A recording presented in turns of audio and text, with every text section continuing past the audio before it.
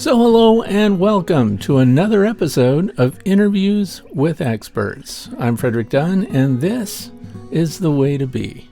Today's March the 4th, and my very special guest is Natalie B, the creator and owner of Be Mindful in the state of Texas.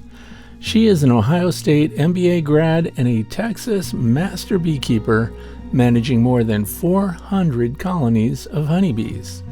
Natalie B is a contributor to Bee Culture magazine and the founder of the first natural beekeeping club in Texas. Her voice may be familiar to you, as she's also the co-host of the popular beekeeping podcast, The Hive Jive. In this interview, we also delve into her experiences in Congo, Nigeria, and discuss why top-bar hives are accessible to all beekeepers, and so much more. Here's Natalie. Natalie, hello, and thank you so much for joining me for an episode of Beekeeping with Experts. This is fantastic because we met down at Austin, Texas at the State Beekeepers Association.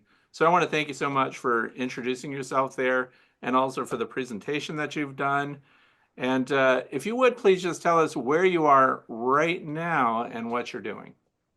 I am in Driftwood, Texas, near Dripping Springs in the heart of Texas, which is really southwest of Austin in the Hill Country. And I've lived here for over 20 years. And what I do is I have a bee school and farm. We offer services in ag valuation because in Texas, you're allowed to use beekeeping as a qualifying activity to get an ag valuation. And I also offer education services. So we have workshops, apprenticeships, and we sell hives, horizontal hives, and bees. Wow, you said a lot in a very short amount of time. So a Mhm. lot of people, the people that I met there, including your brand new president of the State Beekeepers Association, they are involved in that ag exemption that everyone's talking about there. Yes, sir. Would They you, are. it's turned into an industry for beekeepers. It really has. I mean, it's a way for a lot of the commercial beekeepers, especially and initially, to find space to put their thousands of beehives in spaces where they're going to overwinter them, basically in warmer climates, and bring them back from the almond pollination. And it turned into something that was now accessible to all kinds of beekeepers. And a lot of people, so you cannot get an ag valuation usually between 5 and 20 acres. That's too small. And with cattle, you need to have a lot more land. So what happened is a lot of landowners decided that they could, thanks to a special law that was introduced about 12, 14 years ago, they could also get what we call open space special land valuation, which is a way to keep the land somewhat open in terms of intensity of exploitation and development, right? So you don't have to fight so much and have some space. So that's kind of how it came about. So do I understand that you also teach people how to implement or place beehives and help landowners get that exemption? Yes, that's how we make our income for the most part, along with the education services. We offer those services in terms of leasing beehives. We bring our bees in our hives on people's land and we manage them at all time because it's the land that qualifies, not the landowner. So they can hire a beekeeper to do that for them. And that gives us space to put, I have almost 400 colonies, most of which in horizontal top-bar hives. And that allows me to put them somewhere while still producing some honey and just kind of bees as well, because we sell some bees. So how many beehives does someone have to have on their land to qualify for that? Is there a minimum number? They have to have four or six or? Yeah, so in Texas, you have to have a minimum of 6 colonies, and the minimum acreage is 5 acres, plus 1 acre if you have a homestead or some buildings on the land. But everything depends on the county. Every county has different rules and degrees of intensity that you need to satisfy. And yeah, you need, so it's between 5 and 20 acres. And I think the maximum number of colonies is in our county that you need to have to qualify up to 20 acres, and that's 16 colonies on those 20 acres. So is this because land value taxes are so high that this is appealing to them? Yeah, to landowner, that's especially in the around the big cities where the taxes just exploded. it became really hard to pay tax bills, and but by helping the beekeepers and bringing in more pollinators and providing space that's not so developed, they can also get tax, help to help to the beekeepers do that as well. So there's Mhm. a win-win for both sides. Okay. So that's really interesting. We have something similar in the state of Pennsylvania where I am, where you get clean and green. So if you have 10 or more acres and it's agricultural, you get a 50% cut on your property taxes. That's So a lot. it would be a very interesting model, though, if we could have this bee thing, because I have 8.5 acres of land, so I'm paying full taxes. If I could just have a couple beehives, and that would help me out, that would be fantastic. Yeah, because I But kept hearing about this ag exemption from so many people there when I was talking and meeting people at the conference, that that's kind of how they really expanded their business was because of that.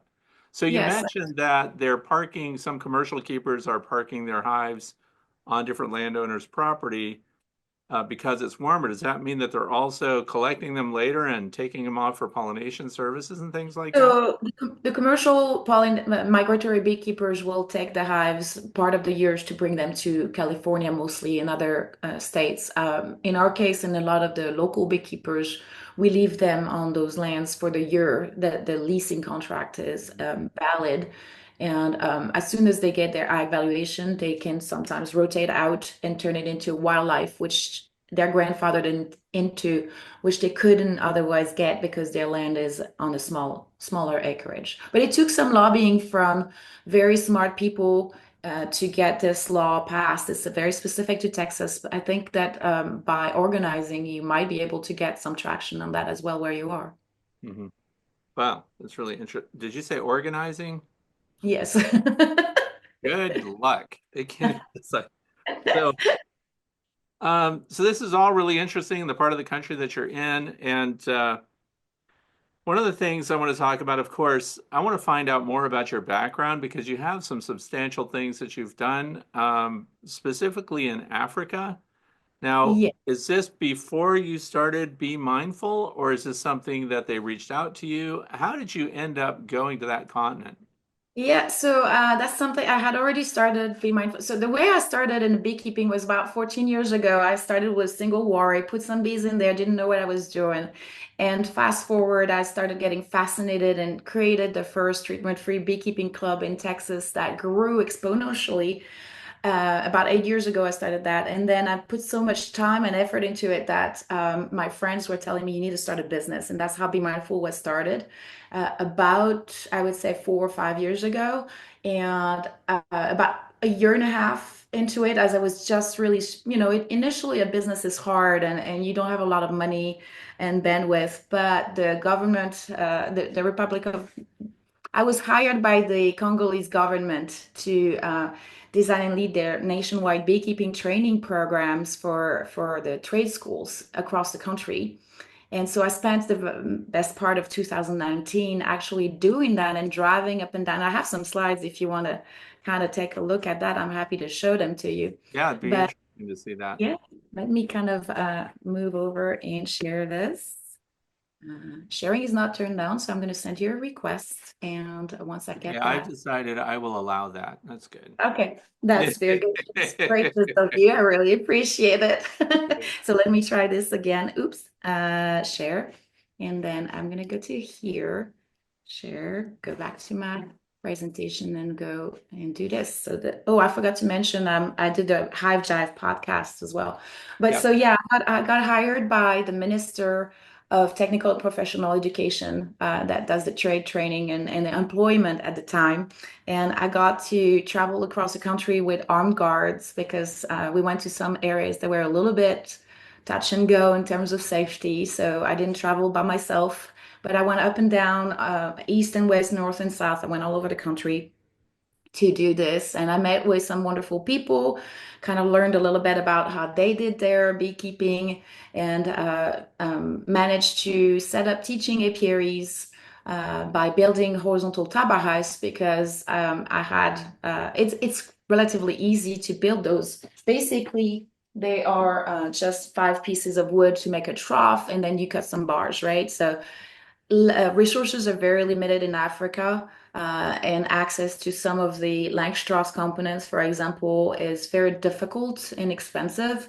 So that was my way to kind of make this available and sustainable for the local populations. You could also make them in different materials, including mud and wicker and things like and barrels, actually. But I decided that because I had some access to some resources, I was going to buy some wood and make them more durable. So we had to clear some land and just set up very basic ones in rain cover. And I didn't put them on lake because I didn't want termites eating through them. So I used cinder blocks. It doesn't look as pretty as the ones that we have in the United States, but it works just as well. It's a trough with bars. And Mm. so we did that, and I caught some swarms and I did some cutouts. You see it here, I was catching a swarm on the balcony, and it was fascinating.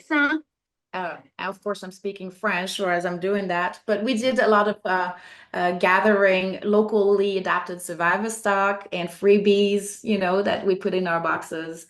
And that worked out really well because there's a lot of bees in Africa. And so, from that standpoint, they even move into this was the minister's bungalow at the river that I did a cutout into.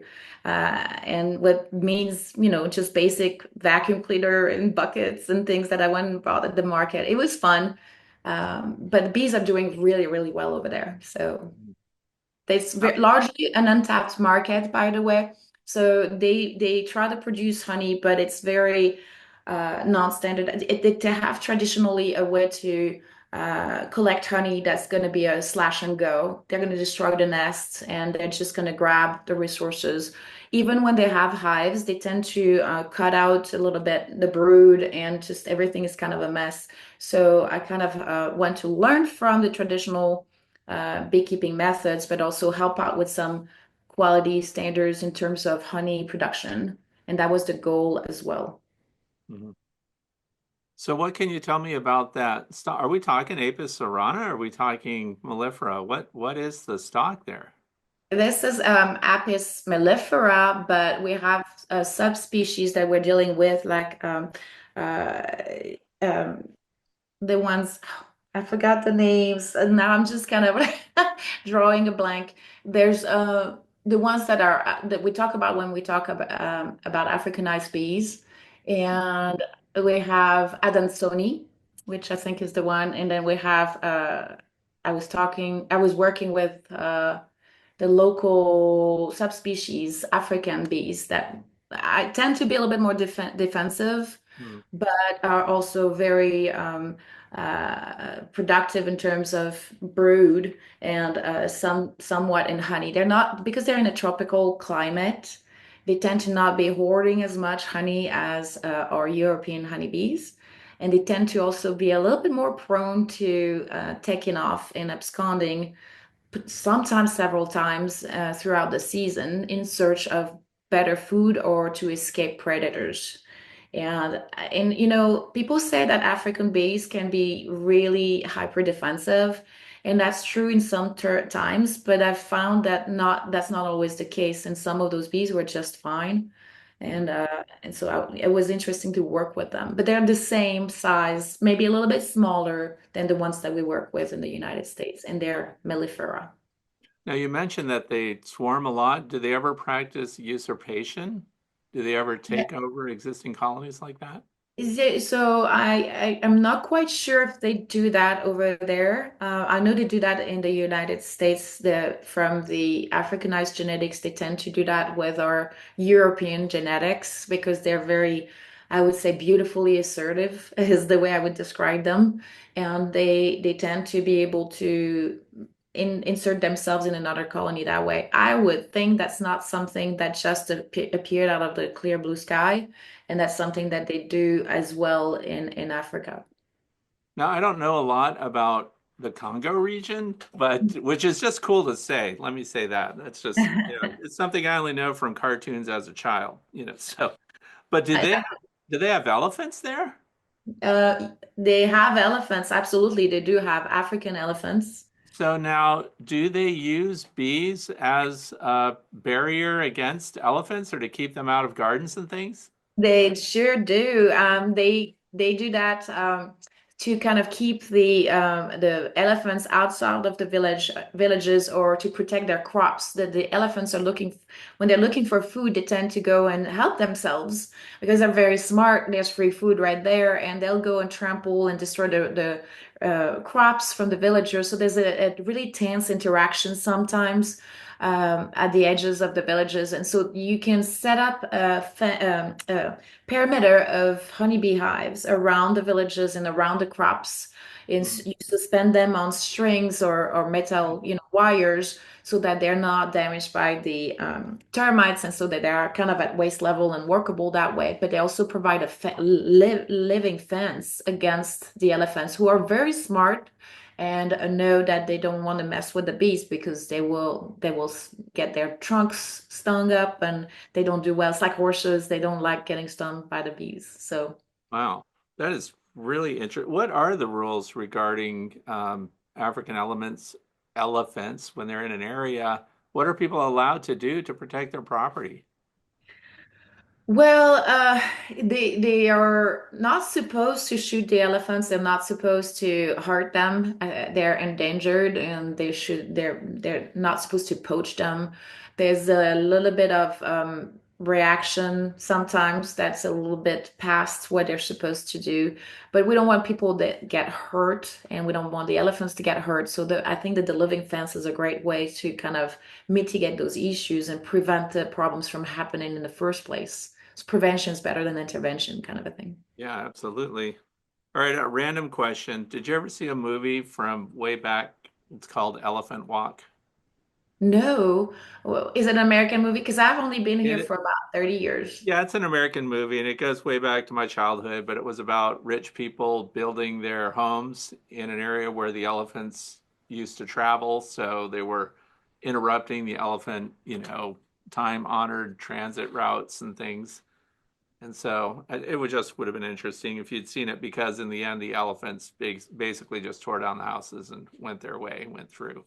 Yeah, they are I very wonder how much, human expansion and habitation is interrupting these kind of traditional elephant areas, and they're kind of creating a high stress area when they do that. well, and to be honest with you, one of the reasons I was hired to do the beekeeping and try to leverage that through the government was because the government was trying to protect the forest as well, which is the habitat of the elephants and the bees. And so the idea was that by creating an alternative source of income, especially out of the vegetable season, they would help people not burn the forest to open fields and do agriculture in a larger scale. And so provide an income that way that also had added value with the beeswax and the brood and the honey. So there was a lot of reasons why they thought that was a great way to protect the ecosystem, including the elephant's habitat. Did the top-bar hive originate in Africa? No, they didn't. The concept has been around since antiquity, since the Greeks, right? They were using baskets and top bars. So intuitively, they didn't know exactly what bee space was, but intuitively, they were using the concept to have beehives that were inspectable, and they were horizontal beehives with top bars. And so over the years, that kind of evolved into something that was a little bit more modern. And in the 70s, I think it was, Kenya and Tanzania used the concept. There was a couple people that developed their own version of those, what we call now top-bar hives, or horizontal top-bar hives. The Kenyan one has the slanted walls underneath the bars, and the Tanzanian has the straight up and down walls, but still with top bars. And that kind of got that design of the Kenyan Taba hive got brought into the United States because it worked really well, and the bees were less prone to attach the comb to the side walls. And it was played with by several beekeepers, including Les Crowder, who designed some plants that were leveraging somewhat the 30-degree angle, and that he went on and helped basically propagate the concept of top-bar hives in the United States back in I think it was the 80s. And I was lucky enough to, by the way, take some classes with him when I first got started. And it's made so much sense to me that I decided that that's what I wanted to do. And I helped redesign, I mean, I basically redesigned Les's plan with his approval and did some math. I just kind of like playing with some, angles and trigonometry. Remember math class? Because I did engineering when I was young and I love that stuff. And it was driving me crazy that so the measurements were making the angles 27 and a half to 31 degree. So things were not interchangeable. And that's one of the biggest drawbacks so far of top bars is because they haven't been interchangeable and standardized. People were not able to share resources or sell nukes or find nukes to populate their beehive. So they were stuck with like packages or swarms, or in some instances, I've seen people hacking the comb from a Langstroth to make it fit in the shape of the top bar. So I decided I was going to put the 30-degree angle and the dimensions on paper to be exactly the same. And my goal was to standardize all the internal cavity dimensions so that you can really exchange everything and create a network, not only just where we are, but across the country of providers of top-bar hives that follow that standard and therefore nukes of bees that follow that standard as well. So that's the whole thing. And we're going to get more into top bars, but I have more questions first. Mhm. So, of all the people in the United States to come to the Congo to do this work for their government, how do they find you? Oh, that's a good question, right? Why me? Well, first of all, I'm French citizen, so I speak French. And also my brother, who is basically a colonel in the French gendarmerie, which is a military branch, was stationed over there in the capital, Brazzaville. And I got to spend a holiday season with him and made some contacts. And that's kind of how I was invited to come in, and I was a good fit for that. So that worked out. But that was not right away. That happened a year or two later. Mhm. That's really interesting. So, your brother's in the French military. Mhm. Does he know anything about the French Foreign Legion? Of course. Yes. Yeah, Yes. Yes. because I know those guys from Marseille Yes. and also from their proving grounds down in French Guiana, where they have Oh, these wow. training courses, all run by the French Foreign Legion. And if Yeah. you talk to people today, nobody seems to know who the French Foreign Legion is, or do they disappear? What's happened to those guys? You're right. I used to hear about them all the time, and I don't know. I should ask my dad. So my dad, that's the reason my brother is doing what he's doing. He's a retired general in that gendarmerie, and he was working with French Guiana when Okay, he was cool. stationed Yeah. overseas. Yes. Oh, that's cool. See, and if I don't ask, I wouldn't get to know all these cool things. That's Okay, right. so people should also know that you did some important work there also to translate books or guides or instructions into French. Yes, I was working on a new manual, all written in French for beekeeping in that area to be accessible and easy to get started in beekeeping Mhm. and kind of transfer some information about bee biology and how to manage to increase apiaries and do Mhm. splits and harvest honey and all this stuff. So yes. So now you're continuing to support them by you do fundraisers or you have on your Yes. website different links. I do several things, and not just with the Congo. I also, oops, right there. I helped starting the Shambayamani, the Farm of Peace for Congolese refugee women and children in Houston. So that's one of the things that kind of my initial Congo trip basically me to this, and they've got a farm with vegetables and fruits from the Congo, and they're helped. It's a nonprofit, and we installed a bunch of beehives and taught them how to build the hives. And I also did some virtual training in Ecom, Nigeria. When the pandemic was happening, I couldn't travel, so I was like, well, I still want to help, and I got to work with Ecom and with Winrock, Winrock, which is a nonprofit, an NGO that helps training agricultural themes such as beekeeping in this case.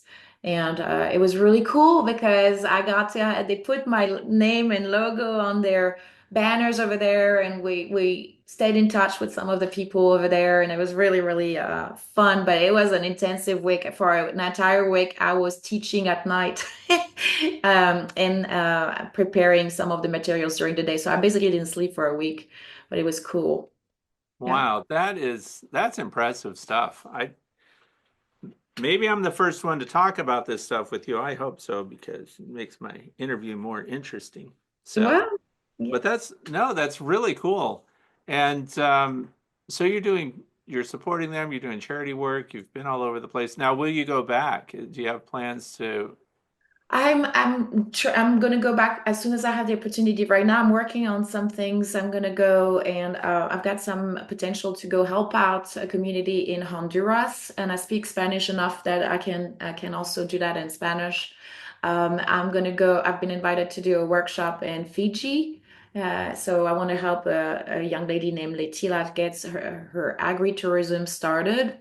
And there's other opportunities that are kind of like piling on. And I want to go back to Africa, but I also want to help in other countries, not just Africa. Wow, I don't think you're very settled. I think you're a world traveler and it's just in you to do that. I don't leave my yard. I don't, you know. That's funny. Well, by the way, if anybody in Australia near Brisbane and Sydney is in that area in at the end of August, I've been invited to talk over there as well. It's not for community outreach, but that should be fun. I'm excited because this is my first time in Australia, and that was on my Yeah. bucket.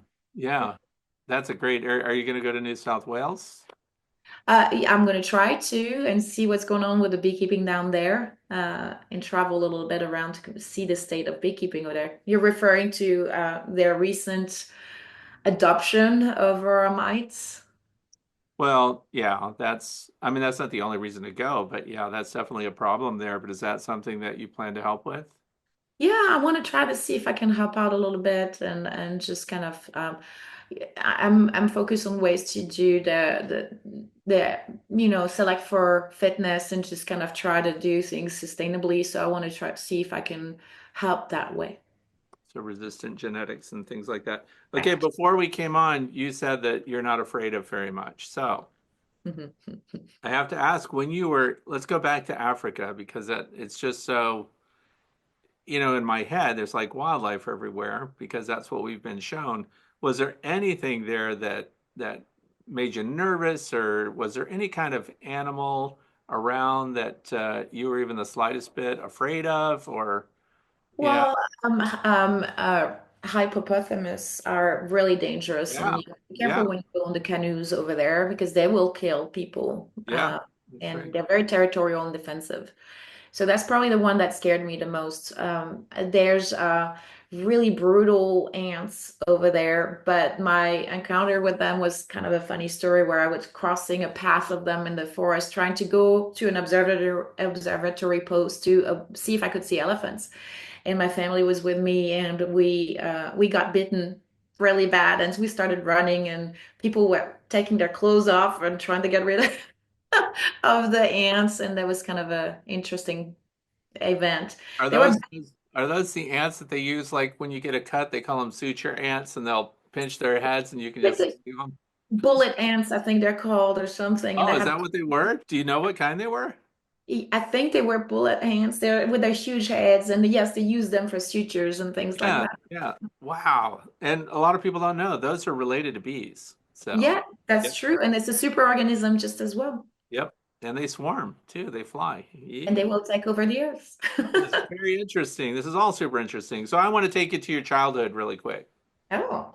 Yeah, because I want to know what your interest level was in the great outdoors. Did your parents have to hunt you down, or were you just an indoor child? How'd it go? No, no, no, no. I was always outdoors. I loved books, and I loved being outside, and I loved basically farms and things like that. And so what happened is that when I was about 8 years old, I wrote a report on the fascinating communication language of bees, and I got really, they left an impression with me. But I think bugs were already kind of in my blood, and I just really enjoyed the stories. And I was always very protective of the insects. I would feed wasps that were looking like they were kind of dying, and I was trying to, revive them and things like. My brother, on the other hand, he would see a spider and scream bloody murder.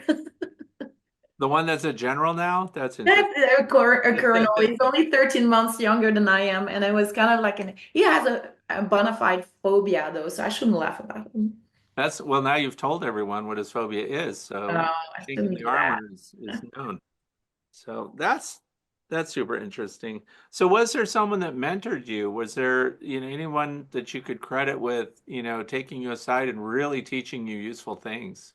Several people, but mostly Les Crowder. Initially, when I was started, I thought his philosophy and the way he was keeping bees in the horizontal top-bar hives was making total sense, and it was very I call that a less is more approach. It's a very frugal, very simple, no fuss, no muss, and just kind of really tuning into the bees, which is kind of leading to that fascination and being able to observe them and learn from them rather than impose things on them. That kind of came from that, but really, I only took I took maybe a couple, three classes with him, but really fast. I was reading things about natural beekeeping, anything from Fedor Lazutin and Kirk Webster and Michael Bush and all Oh, this. so beekeeping with a smile and all of that? Yeah, that the Fedor Okay. Lazutin book that was edited by Dr. Sharashkin, who's now one of my friends. Yep. Kirk Webster is one of my friends now, and Michael Bush is one of my friends. So I got to read and inspire myself from a lot of that those people that were trailblazers in that field. But I also started developing. I got my master beekeeping certification, but I wanted to kind of bring in some of that natural way to deal with the bees into the industry. So I started. I mean, honestly, I started focusing on selecting for fitness, and that kind of informed everything I do. And I developed my own style that way, just kind of trying to make logical sense of it in a holistic fashion, which makes sense, kind of a thing. Mm-hmm.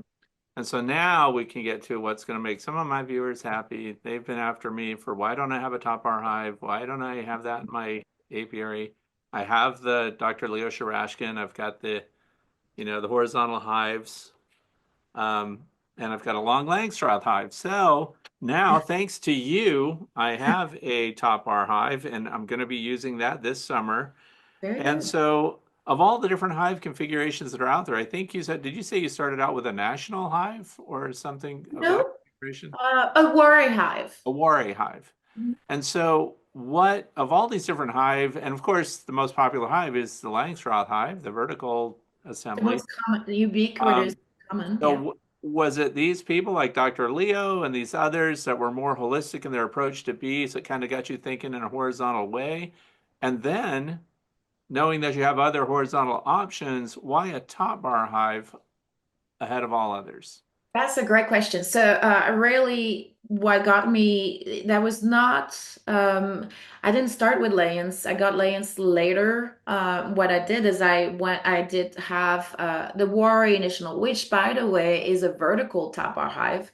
And I realized it was not really easily manageable because it's heavy. I had to lift boxes and then I discovered the concept of the Top-Bar Hive through the class that I took with Les, and I realized that it was really super easy to make. So I was able to make one myself with the plans from his book. Which, by the way, if you have his book, the standard is no longer the plans that are in his book. The standards are what we worked on and published on the Be Mindful website that has the standard dimensions. Oh, are So you saying that he updated his angles and everything after you got involved?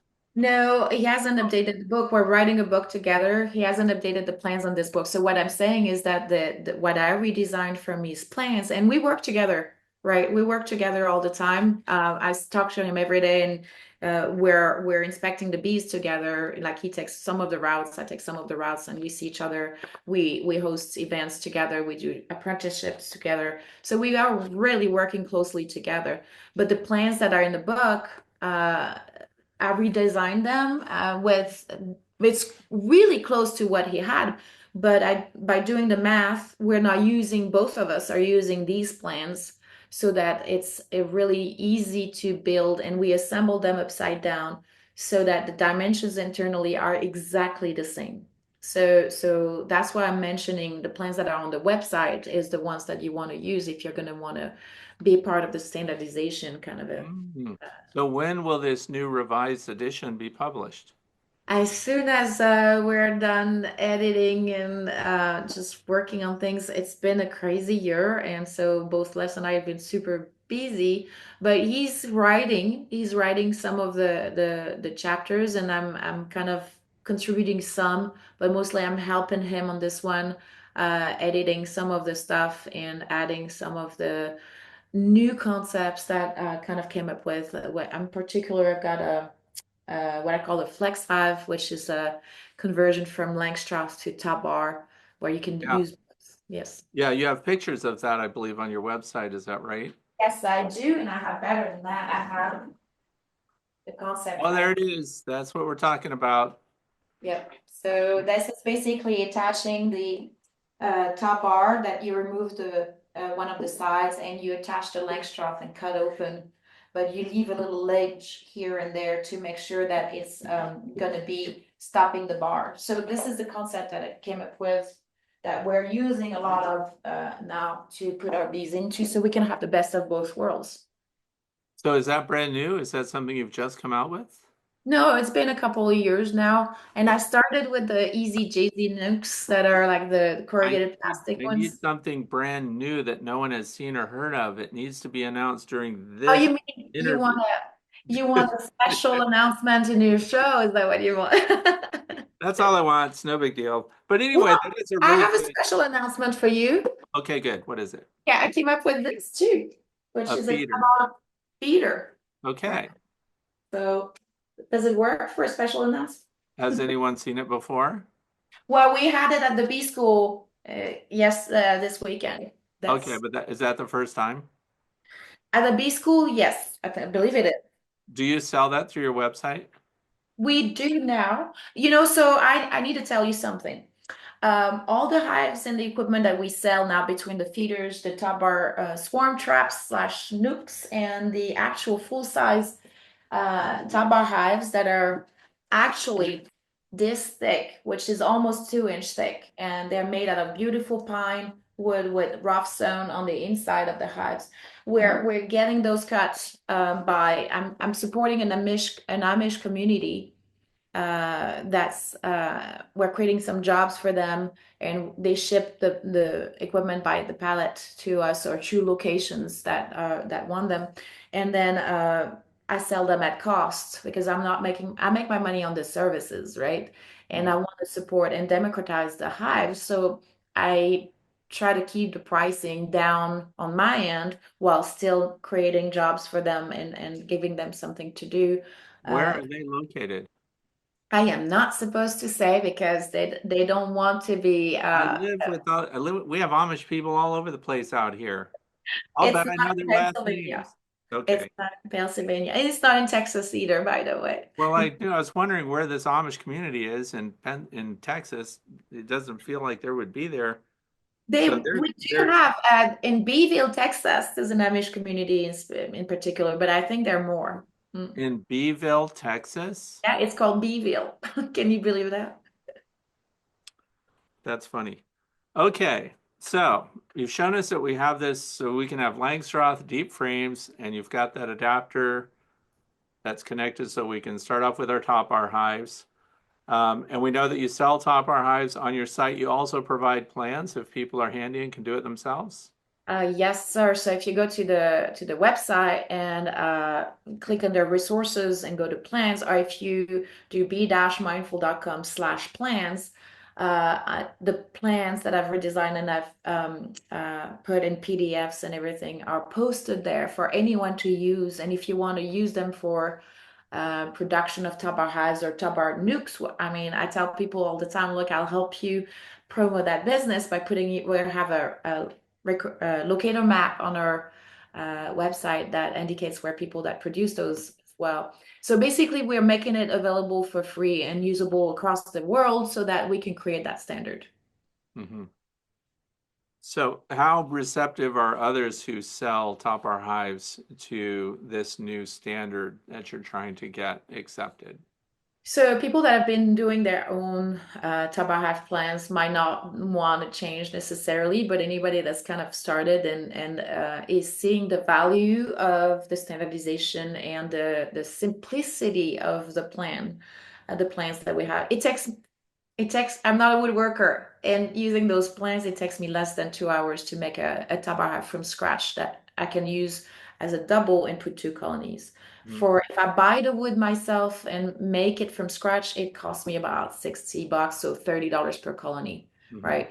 And so it makes it very accessible to anyone to make those hives. And if they don't have, the only tools that you need is a table saw and maybe a circular saw. If you don't have that, you're bound to know somebody that does and can use it really simply, right? So what I like also is that they can be made out of reclaimed wood because there's no precision wood milling, right? There's no frames, there's no things like that, and it's a simple trough. So from that standpoint, I say it's been really well received, and we have that network of providers and people that are adopting it, including in bee supplies now, that are seeing the value of the top bar beekeeping for backyard beekeepers. So a lot of so yes, the vast majority of beehives in the United States are owned by commercial beekeepers, but the vast majority of beekeepers in the United States are actually backyard small scale beekeepers that own anywhere between one and maybe like 30 hives. And so they're very well adapted to conditions where you're not moving them. They're not as well adapted to migratory Right. beekeeping, although Les Crowder has done it with 200 hives on a trailer. But most of the time, and I move mine all the time, and Les moves some as well. He helps me sometimes. Sometimes I do it by myself if they're not too heavy. And you have to have a technique to do that, and a pickup truck helps too. Mm-hmm. But other than that, for static yards that are not gonna, you're not gonna take them to pollination contracts or anything. And as most of us, they work really well because they're cost effective and they're good. They help you protect not only your budget but also your back because you're working at waist level and you're not lifting those heavy boxes. Some of them, I think, when you have honey in a tank frame, it can weigh up to 100 pounds. And so you're not doing twisting your back and you're not bending over. And so we're noticing that a lot of youth, women, and people with limited mobility are really interested into that alternative to the commercial boxes that require sometimes a lot of heavy lifting. And we're noticing also that people that have been beekeeping for a long time with Langstroth, some of them, their backs are given out and they have to get out of beekeeping. And by switching to something like this, it's helping them prolong the amount of time that they can stay into the bees. Mm-hmm. And I think you asked me about why Tabar versus other horizontal configurations. And I think that definitely the cost, because when you're doing and the self-reliance, because you can cut basically bars are just a stick of wood, right? It's just something that's very simple that's going to last you 30 years or so. It's unless you leave it on the ground like I do sometimes. Don't tell anyone. Mm-hmm. And then No. and then because it's so thick, you end up having a lot of insulation at the top. And horizontally, you can do that in the box for all the other hives as well. But this is your roof, right? They all touch, the bars are all touching. You can see kind of right here. They form the roof, and you have an entrance at the bottom of the hive. So that thermal mass and insulation is really helping the bees absorb some of the fluctuations of temperature, right? And because it's a bar and not a frame, and especially because we're not using foundation, these can cost like $4. These will cost you about 0 to 33 cents to make yourself. So that's 10 times more money for a frame, and that's the Langstroth frames. The Layens frames are even more expensive. I think they cost like $7. So that's like 25 times more than a top bar, right? And so from that standpoint, you can save a lot of money. I would give you an example for 30 colonies over 30 years, you could save close to I think it's to $27,000 because the cost of the bars is so much cheaper than the cost of the frames. Hmm. And I noticed I did look up some top bar configurations and older designs and things like that, even from the 60s in Africa. And they were putting wedges on the bottom side. And is there a reason that you decided not to do that? Do you find they just use bee space and off they go? So that's a great question. So the reason people do that is to give the bees an indication, so that they build center of the bar, right? Otherwise, they would build whichever way they want. The bees tend to do whatever they want, and they don't always read the books, right? So by putting, so some people would put wedges like these. And to indicate to the bees the center of the bar, and the bees tend to use that vertical line to build their comb, especially if it's rubbed with a little beeswax. You can also use, they use some more complicated cuts, creating wedges on the bars and a I rich. like that. That looks good. I made those, and it's if you know how to use a table saw, very simple ways to do this, and maybe have a bandsaw to cut the edges. It Mhm. doesn't take too long, but it takes still a lot longer than not having to do that. So some of the things that you can do is you can take a bamboo skewer and glue it in the center right there, Mhm. and maybe rub some beeswax. Mhm. Or you can use a piece of yarn that you dip into beeswax and stretch in the center of the bar. So when it's dry and cold, it's sticky to it, and you have something equivalent to the bamboo skewer in the center of the bar. And that gives the bees an indication on how to start straight. So that's if you have nothing. You're a first-time beekeeper, you don't have access to somebody that's producing tabar nukes that fit in your tabar. You're putting in a package or a swarm in there, and you don't have anything that you can do with that. My favorite guide, though, because you want to make sure that you build straight, is anything that has already some comb that you might have cut out for um, cut comb or some other things, or maybe that's was broken or the wax mouth kind of got a little bit of that. But this is going to be a great guide to get the bees started, and even better, what I really like the best, because when you put bees in the box, they tend to want to abscond if there's nothing in there. I like a full size comb that's going to be already straight, and that's going to be the best guide that you can give them. But when you're first starting in tabar beekeeping, you don't necessarily have that. So That that's is why. interesting. So how did you arrive at the depth of the trough? So the depth of the trough is so more than the depth of the trough. I think the angle, and that's what Les was kind of going with, is 30. He was going to towards the 30-degree angle. Now we're like exact on the nose 30-degree angle. And that's, if you think about it, that's the angle of the hexagon. And these hives, as you can see, they're basically the shape of a half hexagon, right? Like this feeder has the Oh, same I shape. see it. Yeah, that I like that story.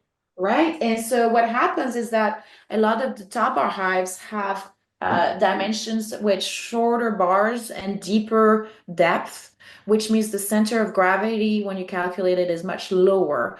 There's less attachment. That means they tend to break off the bar quite a bit more, especially when you put a telescopic cover and you leave them in the sun, and especially when you're in Texas.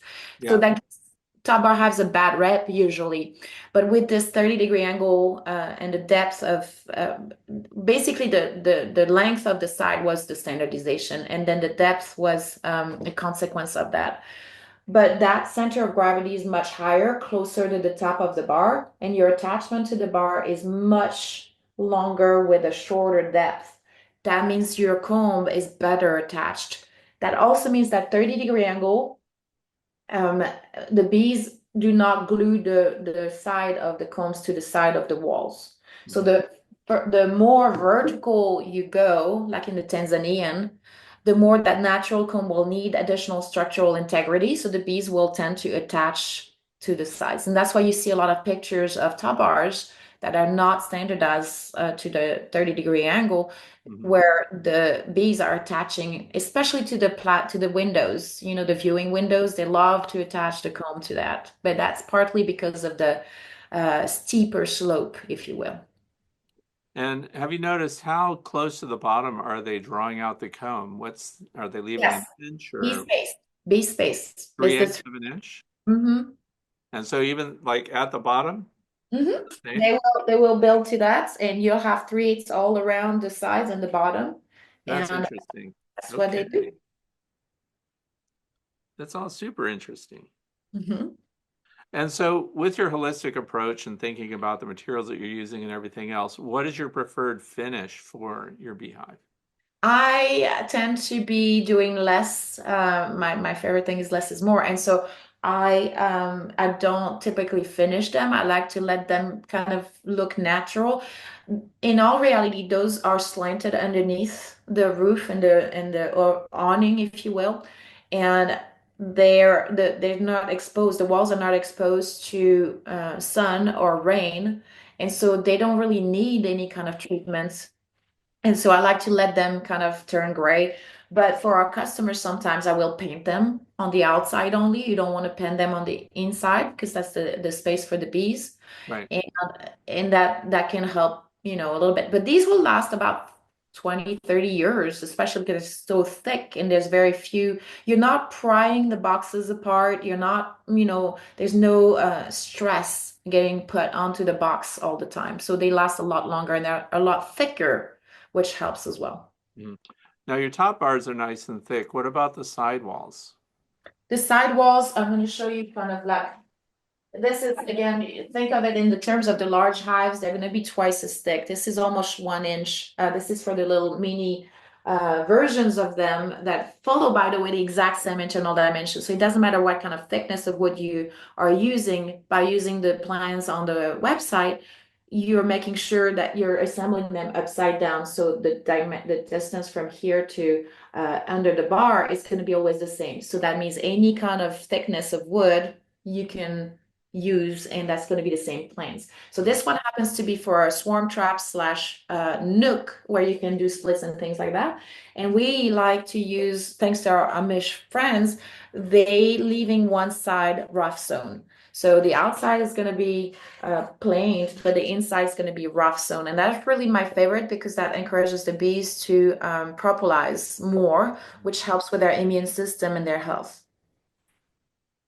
And so you showed us a frame feeder that looks really handy. What do Mhm. you plan to do to the interior of that to keep it from getting mold and things like that on it? So that's a great question. So first of all, I made sure that these had a plug, which by the way, you can feed the bees from outside the hive without even opening it, right? Because it replaces couple bars and the roof is not open, the bees is not exposed. They don't even know you're coming in. So when you remove the plug, you have enough space there. It's long enough that you could wash inside and you could caulk the edges if you'd like. And but what I'm planning on doing is probably dipping it in beeswax and maybe boiling it in beeswax to waterproof it. But thinking about that, when I do that, I'm losing some of the roughness here, which prevents the bees from drowning. They can climb right up. And so I have to add a little bit of hardware cloth or sticks to make sure they don't drown and can get back in. Hmm. Um, the we don't feed a whole lot. We use a lot of equalization and giving from the haves to the have-nots. Mhm. And when we do feed for emergency purposes, we provide some much thicker syrup, like 4-to-1 kind of a consistency that's closer to the consistency of honey, by the way. That's about 20% water content. And so it's thicker and it doesn't run so much, right? And I think the thicker the syrup, like if you're using something like fructose syrup, the less the thicker that's going to be. So we found that they don't really leak so much, but you could also make it out of marine boards or something a little bit more. I forget what that's called. Some materials that could be plexiglass if you want to see through it, right? And we're going to put the plans on the website as well, because the goal is to make it easy for anybody to do top bar hives. But we're gonna probably think about something. What would you do if you were to kind of waterproof this? I don't know. I don't use frame feeders, so Well, but I just had that concern. The other thing is you mentioned using a really heavy syrup. any surface area, when you have a really heavy syrup, the bees just get stuck in it so fast. It's almost like they can't escape it. That's Oh, why, they're sticky. yeah, Yes. it's really kind of puts them in jeopardy. But it'll be interesting because I know you'll try all that and see how it works and come up with different things from that alone. So that's super interesting too. So I'm sure now I've noticed that you put a cover on that that's corrugated metal. Is that your standard? So, and I can share an image that was from that has an image of the Top-Bar Hive. Would you like me to kind of put it up so that Sure. you have a visual with this? Let me share as well. And this one, share.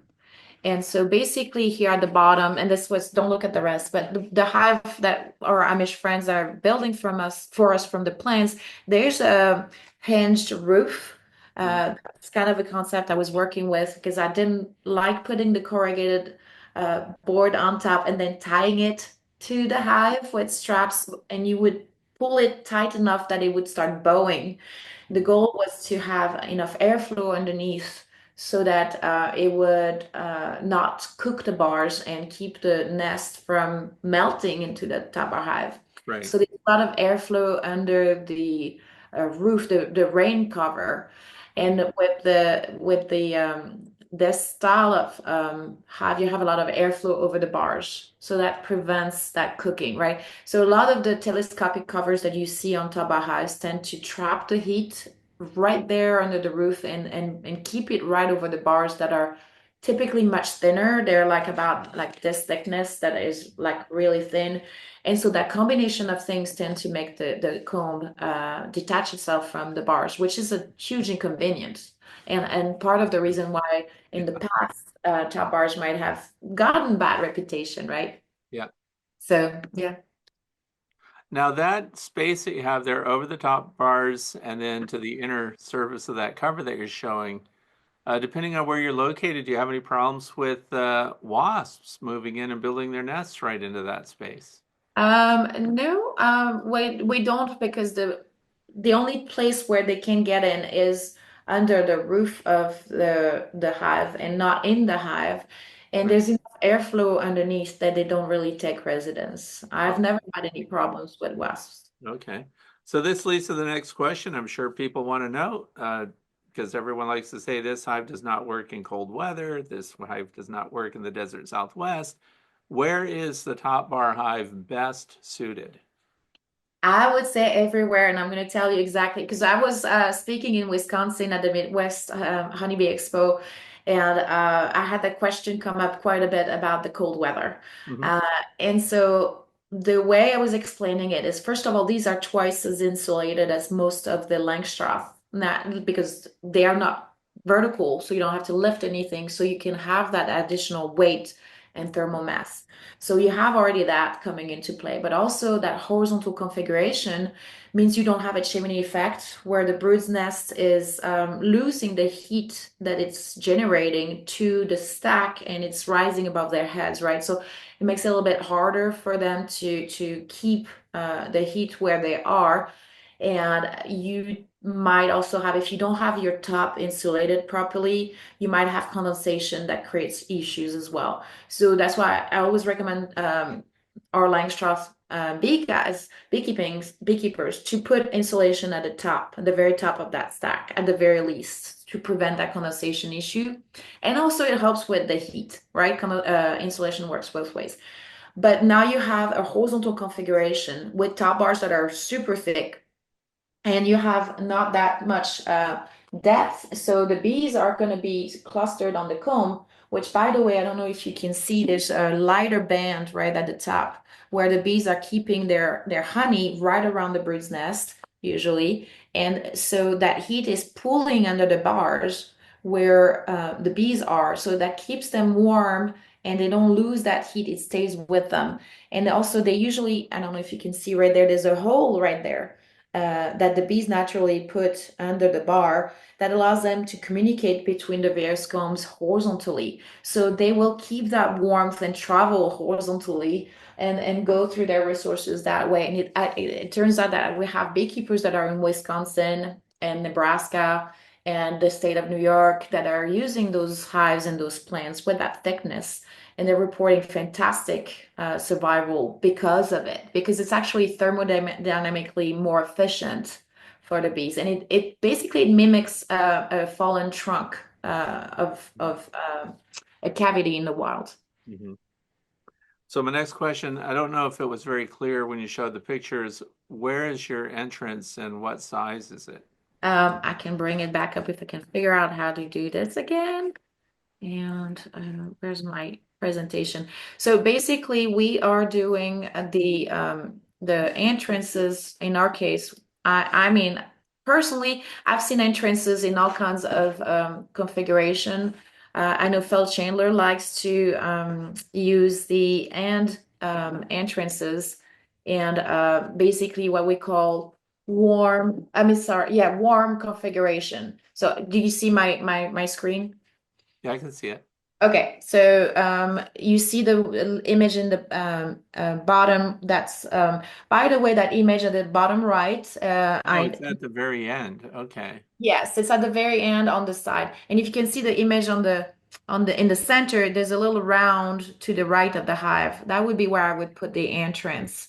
Actually, I'm sorry. Look at the two little rounds from the opposites, and that would be the entrances at the bottom end of the long wall is where we put them. And I need to give credit for that image that you see on the bottom right. That's from our friend Corwin Bell, which has done the graphic design. And so I wanted to make sure I gave him credit for that. But it's a very good way to illustrate. What's very interesting is when you have the entrance like that at the what we call the front of the hive near the end piece, is that the bees will put naturally around any entrances there. There's going to be typically a comb of honey, maybe a comb of pollen in the during the season, and then they're going to build their brood's nest right where the entrance is to allow for better airflow. And then there will close around that brood's nest another layer of pollen and honey. And then in the back of that, if there's more space, they will start building more comb. That's going to be more like just for honey, the larger cells. And they're going to store their surplus in the back of the hive, which is to the right here. So that makes it super easy. When you inspect, you're going to smoke the entrance, and then you're going to start opening one bar at a time in the back of the hive, where you see right there the three diminishing combs are on the right side. And you're going to travel the hole that you're opening towards the front. And you're going to encounter some comb that's going to have some honey, maybe. So you'll know really quickly if they have food. And then you kind of like slide them and travel that opening all the way to the edge of your bird's nest here where the pollen is. And that allows you to see the edge of the brood's nest and see if they've got brood, what the pattern looks like, if they're healthy, if they have enough bees. And most of the time, you don't have to go through the rest of the nest to know the size of your brood's nest, right? Because you know how many bars it features, and you know how well they're doing if they're brooding up. And you don't have to crack open the whole lid to see what's going on. You know right there. That makes your inspections, by the way, take very little time, and the bees barely know you're there. So that makes those hives actually quite calmer. I remember I had a friend who came with me in one of my yards. I had 20 Top-Bar hives and 20 Langstroth. And we went through the Top-Bar hives first and the Langstroth next. And she was like, my mind is blown because the Top-Bar hives were totally manageable and calm. Some of them were maybe, the larger ones might have been a little bit more picky about the visit, but the Langstroth were all a lot more defensive Mhm. from the intrusion. So she was very impressed that it kept them a lot calmer, Oh basically. yeah, keeping your bees covered while you work is definitely Yes. calms them down. So my Yes. next question too is I don't see any venting, so your only airflow source is also the entrance? So correct. So their ventilation is going through the entrances at the bottom end of the hive. There, there's the hive box itself is well insulated. There's a high thermal mass and there's airflow over the bars, so that helps with any kind of heat, just as well as it helps with the cold. By the way, people think that insulation is just for the cold, but no, it works both ways, right? It's a way to absorb the sharp fluctuations of temperature. and allow them to not work as hard to maintain the conditions in the hive. By having just smaller entrances like these, and you can do that in any hive styles, by the way, the bees are much more, they're master airflow controllers, right? And they will do really well circulating the airflow through the nest and much more efficiently when their entrances are that small because it's kind of imagine trying to air condition your house by leaving the front door open, right? Or any kind of draft way. If you have the back windows and the front door open, that's even worse, right? But that allows them to control tightly the pool of the air. So that you'll see them in the summer very often well, you're not going to have that much bearding in a thicker hive because they don't work so hard. But you might see when in periods when it's a little bit more humid, they're going to try to pull out the moisture out of the hive, and you'll see them kind of like collecting around the entrance and down the legs, and kind of all pointing to that entrance, and they're going to start fanning their wings, and what it does is that creates a current of air that pulls the air out, literally pulls it out of the hive. But they can't really do that if the entrance is too wide, right? It's kind of like working much harder. So actually, it helps with air circulation. Mm-hmm. So then the last part is, how do you harvest your honey? That's a good question. So there's three ways to harvest honey, right? So you can take the comb, and I'm going to stop sharing this. Hang on, if I can figure it out. Stop sharing, and then I'm back with the image. So there's three ways to harvest honey. And by the way, you have either light colored comb or darker colored comb that's been had some brood over time. It gets a lot darker, right? So, but the way to harvest honey, you would probably use, you have three ways. You can, the one that everybody hears about when you're talking about top-bar hives, you're going to cut the comb, put it in a bucket, and crush and strain it over a colander in your kitchen, which by the way, everybody has, right? You don't need an extractor for that. But you can also, if you want liquid honey specifically, you can also, when the comb is not the brand new comb that's like white, fresh, and really fragile, but something that's a little bit more solid, you can uncap it. So one of my favorite tools for doing that is a serrated knife. Everything I do with Top-Bar beekeeping, I just love working with the serrated knife. It works really super well. It cuts through comb. It does help me lift the bars if I forget my hive tools, which I do regularly. I leave them in the bee yards. But you can also uncap with a roller. Anyway, you can uncap and on both sides, and then you can do the let it drain in the warm room, or you can actually pop it into an extractor. And I would recommend a radial extractor as opposed to a tangential extractor with the bar on the outside of the drum, and you start them slow, and then you start picking up the speed as the honey flings out. There's less mass that's pushing on the comb, and the radial really helps kind of not putting stress laterally on the comb, and just kind of the honey comes right out. And then you can put it back on the beehive, right? So you do it a little bit more gentler, but you can absolutely extract honey on the older comb, liquid honey. My favorite part though is I take the comb back home, and I'm gonna take my knife, and I'm gonna cut squares 4 inch by 4 inch, or rectangles 4 inch by 2 inch, and I'll put them in those little cassettes and sell them at Cutcomb. So in my neck of the wood, Fred, that sell this 4 by 4 square, it will sell $45 to $50 a square. So it's really That much sells for, work. my grandson sells those for $12. $12. Well, I mean, I would I encourage you. hope he watches this. He needs to up his game.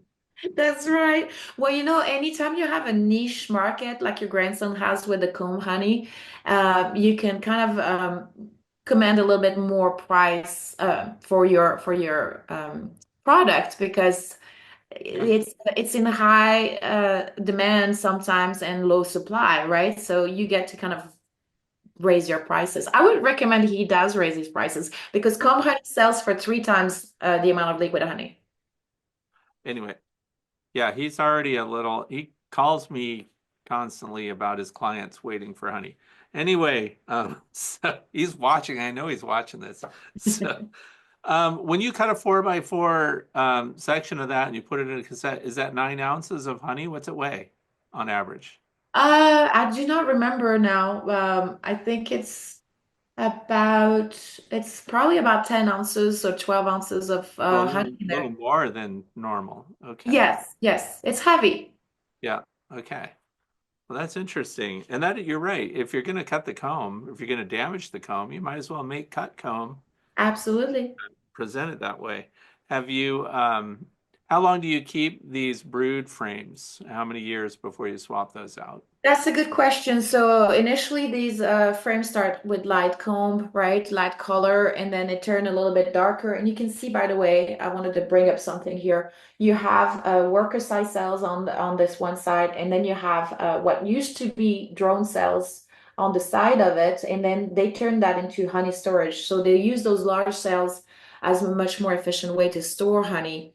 But as you get more and more generations of bees into the worker size cells, you end up having much darker comb. And so the horizontal configuration helps you kind of cycle out some of that when it gets really dark and you can't see the sun through it anymore. We tend to remove it, and it's about 3 years, 4 years to cycle out. And what it does is that it helps cycle out the old bird's nest and bringing it new, fresh comb into the bird's nest. So the sanitary conditions are a lot better and it makes for healthier bees in a way. Yeah, and there are concentrated pesticides and things like that also. Correct.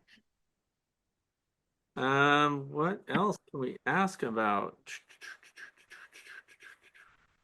Well, Oh, what I want to know. With your hives, you have over 400. Um, with everyone talking about their losses this year, how are you faring with that? we're not doing too bad. We had higher losses than usual, so doing it naturally, we have about 5 to 10% usually on losses every year, and usually in like first year colonies. This year, the first year colonies suffered a little bit more. The established ones were fine. The first year colonies, because we had a lack of nutrition last year in our neck of the, we have very harsh conditions in the hill country. And we grow cacti and rocks and juniper and oaks. And some areas are really hard. And we had a lot of rain in the spring every couple of days. So the nectar fluke got washed away quite a bit. So it was a little bit harder. So we lost probably 15%. Uh, Oh, people yeah, would be ecstatic to only lose 15% of their bees. right. Yeah. So that was a little bit higher. I think there's some yards in the harsher condition areas that might have gone up to 20, but Now, do you notice any difference in those that are keeping Langstroth hives in the same areas and their losses being any different? Do you think there's any benefit survivorship wise with? oh, I can see from the difference between my hives. I do have Langstroth, right? So I do have some that were kind of legacy from earlier days and or stuff that I might recover from donations or people that don't want to use those and prefer to switch over. So I end up with some of them. But the survival, I would say, is better in the top bars by probably a factor of I wouldn't be able to put actually a factor on that, but we notice the bees do better. They seem less stressed out. So I would say we lose maybe 5-10% more into the Langstroth is would be my guesstimate. Now, it's interesting that you say that because studies have actually been done on stressed bees, stressed colonies that are harassed or uncomfortable in the cavity that they're in. And it does affect their longevity. It affects their forage ability. In fact, it affects how well they remember forage locations. It's kind of like people, if you're up all night and you wake up, you don't function at 100%. So Right. those studies have been done. And if that can be assigned to a hive configuration or a management style, that also reduces the stress or the amount of time you spend invading their space, Mhm. then that would result long term in improved overall health, well being, and then, of course, performance, right? So, Absolutely. And honey production, if you think about it, because they will have to work less hard. And so some of the stuff is put back into the production. So if the name of the game is honey production, that helps as well. okay. All right. Well, you know what? I want to really thank you for taking us through all of this tonight because this is all super interesting and you've helped me because the people that are asking me to talk about top bars, see, now we've done it. And I Right. brought you I brought you in. And do you have any closing statements, anything you'd just like to share about, any program? And of course, people should know if you're watching or listening, the links will be down in the video description to this website, to the hives, and of course, when the book publishes, we'll put that link down there too, so you can be sure to get that. I appreciate So, it. Well, anybody that wants to ask us about Top-Bar Hives, you can find us on b-mindful.com.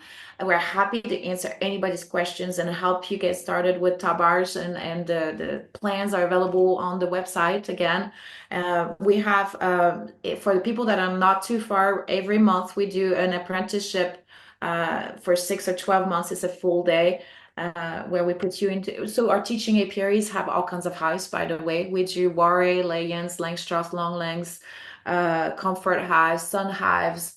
We even have some skeps, and of course Top-Bar hives. I even have an Ivory Bee hive. I'm a collector of hives, so our teaching apiaries kind of show you a little bit of everything. And but then we also have, and that's what I think people that come from far away might be interested in. We do several times a year in the spring, in the fall, workshops, 3-day workshops where for the cost of a Amish hive, you walk away with that hive and 3 days worth of teaching, including bee biology and integrated pest management, and basically the equivalent of a full day in the beehives with us. So that's kind of what if you are interested in coming to learn with us and see it for yourself, come on down and visit us. We're happy to see you. okay, I'm not going to let you go now because you cycled through something really quick there that I'm going to go back to. You Mm. said comfort hive. Yes. What is a comfort hive? This better not be that thing where Dr. Leo gets in his hive sauna. Is that what you, That would be a comfort hive, I guess, in a way. what's a comfort hive? So my friend Sam Comfort, who I forgot to mention earlier as one of my inspiration, Oh, okay. heroes. Sam Comfort is also a treatment-free beekeeper, and he has put together his own version of the frugal beehives, and he uses 2x6s and a screw on 4 sides to make square boxes that he can stack vertically, and it's basically the equivalent of a Ware hive, but simplified because he's using bamboo skewers, or in this case, bamboo skewers. I Okay. use mostly paint stirrers, and it's a vertical top-bar hives as well. So it's a version of a top-bar hive that uses skewers in a vertical configuration. That's interesting. So I do have to ask you then, you know the hive I'm talking about that Dr. Leo has, that it's a sauna? Yes, I've been to his workshops several times. Have I've you been. ever tried one out? Can you describe what that experience was? So I haven't tried it with bees. There was no bees in it. I'm going to make one for our apiaries, but I will make it with top-bar hives. And basically, what it is that it's a sauna-like wooden bed that you are filling with colonies of bees and putting screens on top to be able to. You can lay down on top of it, so you feel the vibrations, you hear the sounds of the bees, which is very soothing but also healing. And the screens allow you to kind of have the vapor, the propolis vapor compounds, and the smells of the yeast and of the pollen and everything basically invade the space. And it has therapeutic properties and probably also healing properties in terms of meditative, just, it smells good and it makes you feel like aromatherapy kind of a thing. Yeah, so it's like an immersive experience. And I believe one side of it's glass, right? So you can see nature, whatever. Yes, he's has it's basically a cabin with a mini cabin that's the size of a big bed Yeah. with doors, and yeah, he has a glass window to be able to see the outside as And well. you're building one. I'm building my own version of it that's going to work with the Tabar hives and kind of the idea. I constantly tinker and come up with other things, so I'm gonna have a different version. It would be interesting if we could get, baseline vital signs and things like that of before, during, and after that experience. That would be Because fantastic. Yeah, it's an interesting thought. All right. Well, there again, thank you so much. I really appreciate it, and we've learned a lot. So I'm looking forward to this year with the Top-Bar Hive. Thank you so much for having me and giving me the opportunity to talk about my favorite thing, which is the horizontal top-bar hives. Yes, thank you. Okay, great. And that wraps up another episode of Interviews with Experts. Thank you so much for listening. And if you find the programming like this useful, please consider subscribing. You'll find several links and updated information down in the video description. I'm Frederick Dunn, and this has been The Way to Bee.